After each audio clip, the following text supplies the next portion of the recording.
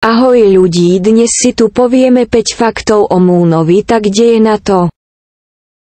Moon má 6 YouTube butóny aj napriek tomu, že vlastní iba 4 kanály. Je to z dôvodov, že YouTuber si môže požiadať o nový štýl butónu, pokiaľ má doma iba ten starý, buď za príplatok alebo za výmenu. Moon si priplatil a má doma YouTube butón s vlastným menom. Má tak najviac silver butónov na československej scéne. K svojej prezývke Moon sa dostal tak, že bol dlhý čas varezák v Minecrafte. V hre ale chcel svoj vlastný skin a tak mu nezostávalo, než sa premenovať. Najviac sa mu zapáčil skin pod prezývkou Moon _ Strife, ktorú neskôr začal používať.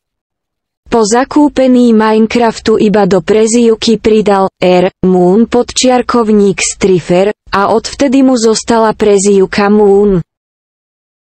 Keď si Moon chcel kúpiť originálny Minecraft, najskôr sa šiel opýtať rodičov, ktorí mu to samozrejme nedovolili. Moon si teda požičal kreditnú kartu otca, ktorú originálny Minecraft zaplatil. Nedošlo mu ale, že otcovi príde SMS o potvrdenej platbe, takže bol solídne v preleli. Na základke mal najlepšie známky zo všetkých.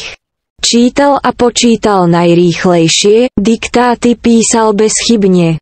Bol taký nadaný, že v 2. ročníku prestúpil na špeciálnu školu v Prešove. Avšak tam už dostával zlé známky, takže sa rodičia rozhodli ho umiestniť späť do školy v Sabinove, ale na druhú stranu mesta.